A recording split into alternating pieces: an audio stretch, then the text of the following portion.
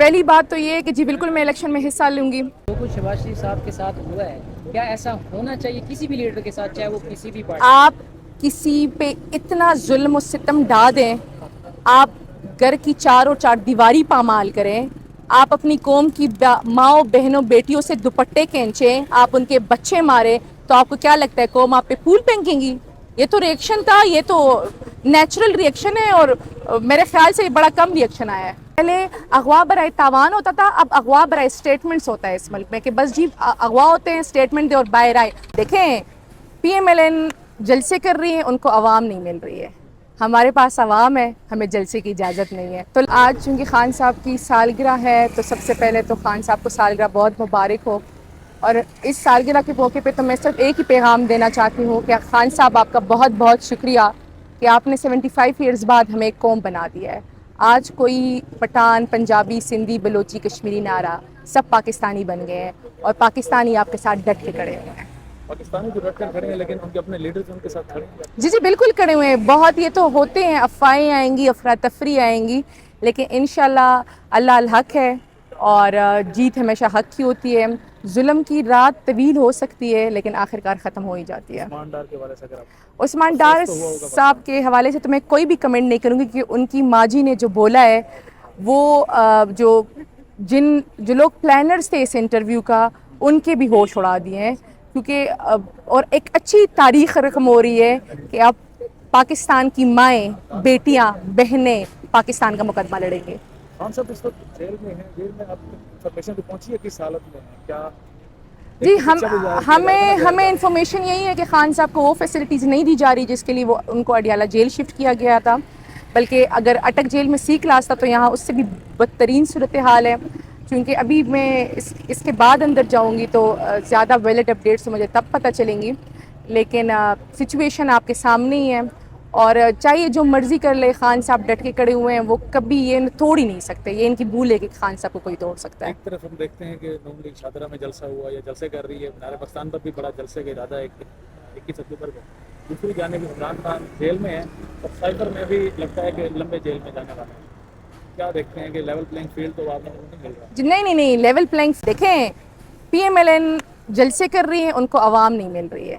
ہمارے پاس عوام ہے، ہمیں جلسے کی اجازت نہیں ہے. تو لیول پلینگ فیلڈ تو ہے، الیکشن کرا دے تو پتہ چل جائے گا کہ کس کا پلہ کتنا باری ہے.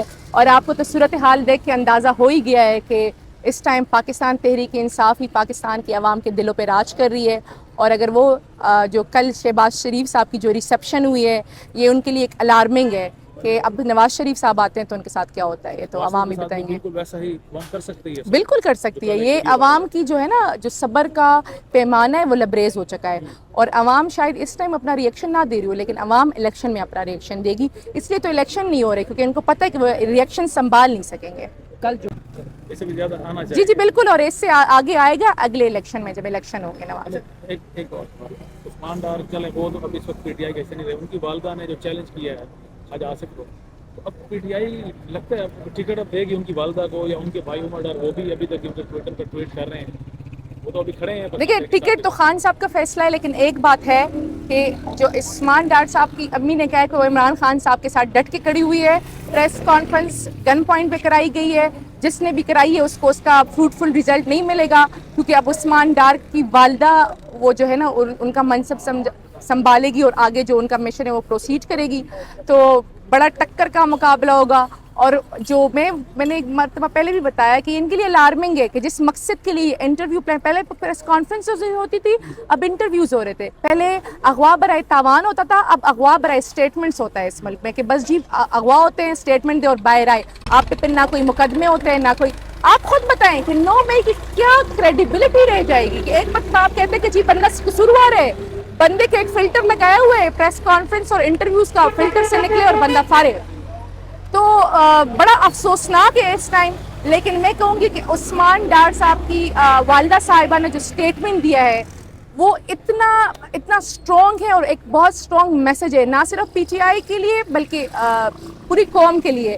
اور یہ جو مقدمہ ہے یہ کسی پی ٹی آئی کے لیے نہیں ہے، یہ صرف خان صاحب کے لیے نہیں، یہ ملک کا مقدمہ ہے. اور میں نے بتایا نا کہ اس ملک کے مقدمے کو لڑنے کے لیے اس ملک کی مائیں، بیٹیاں اور بہنیں آگے آ گئی ہیں. آخری دو سوال ایڈ کرتا ہے. جی एक तो 9 मई के हवाले से बताएं कि कब तक ये सिलसिला चलना है, 9 मई को कितने बंदे और आप समझती हैं कि 9 मई कितने बंदों को और को ले जाएगा अपने साथ में वसीम अकरम प्लस उस्मान बुज़दार का भी स्टेटस अब भी कानूनी टीम का हिस्सा है, तहरीक इंसाफ का क्लोज रही है, खान साहब से भी मुलाकात करते रही हैं। उस्मान बुज़दार के हवाले से अभी भी खान साहब के दिल में कोई रहम या इस तरह की कोई चीज़ है? मुझे उस पर मैं कमेंट नहीं कर सकूँगी क्योंकि मुझे पता नहीं है उसका। और दूसरी आपने बात की 9 मई, तो आप बताएं 9 मई आप खुद आपने कहा बहुत बड़ा सानिया है, लेकिन उसके लिए आपने जो फिल्टर लगाया हुआ है प्रेस कॉन्फ्रेंस और इंटरव्यूज़ का, तो आप बताएं उस वाक़े की क्रेडिबिलिटी क्या रह जाएगी कानूनी तौर पे। और रह गई बात, अगर कोई इस प्रेस कॉन्फ्रेंस और इंटरव्यूज़ को खान साहब के अगेंस्ट कानूनी तौर पे यूज़ करने का सोच रहा है, तो मेरी उनसे रिक्वेस्ट होगी बराए मेहरबानी आप अपनी कानूनी टीम बदलें जो आपको ऐसे ऊट पटांगे मशवरे दे रही है। क्योंकि 9 मई में पहले ही से सुप्रीम कोर्ट के तफसीली फ़ैसले में खान साहब को बरी-उज़्ज़म्मा भी करार दिया गया और साथ में कहा गया था कि उनकी गिरफ्तारी भी जो है ना इल्लीगल थी।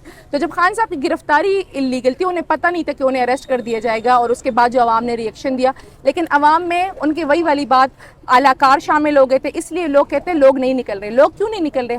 उन्हें बताया गया है कि आप अपनी आवाज़ उठाएं, लेकिन क्योंकि पता है कि लोग फिर निकलेंगे, ये लोग फिर कुछ और शामिल कर देंगे, दूसरा इंतशार करेंगे, तो करे ये और भुगते आवाम, ऐसे तो नहीं हो सकता ना। आखिरी सवाल, लतीफ़ खोसा साहब कह रहे हैं कि अब हो सकता है कि, बल्कि उन्होंने ये कहा कि अब जो है ना इलेक्शन में वकील हिस्सा लेंगे, क्योंकि सिविलियंस या सियासतदान जो भी हैं वो, जी ये मेरे सामने खान साहब ने कहा था, मिलता है जी तो आप इलेक्शन में हिस्सा लेंगी? पहली बात तो ये है कि जी बिल्कुल मैं इलेक्शन में हिस्सा लूँगी, और ये खान साहब ने खुद कहा है कि वो वकीलों को टिकट दे रहे हैं और स्ट्रॉन्ग पोटेंशियल कैंडिडेट्स मैदान में उतार रहे हैं। हम इनको एक के बाद एक सरप्राइजेस देंगे। इनको अगर लगता है कि खान साहब की इलेक्शन के लिए कोई तैयारी नहीं थी, तो खान साहब की ऐसी तैयारी है कि ये चाहे जितनी मर्जी स्ट्रेटजीज इस्तेमाल कर दे, पीटीआई ही पाकिस्तान में क्लीन स्वीप करेगी इंशाल्लाह। Thank you. सवाल और ले लीजिएगा कि हमाद अजहर साहब ने रात को एक वीडियो पैगाम जारी किया है उस्मान डार साहब के हवाले से। उन्होंने कहा है कि वो पहले भी हिस्सा थे, अब भी हिस्सा हैं और आइंदा भी रहेंगे। उस्मान डार साहब तो कह रहे हैं कि मैंने तो पीटीआई छोड़ दी है, लेकिन पीटीआई उनको यानी कि वो एक्सेप्ट कर रही है अभी भी उनको। जिनका प्लान था ना उस्मान डार साहब के इंटरव्यू को, उनको अभी तक समझ ही नहीं आई कि उनके साथ हुआ क्या है।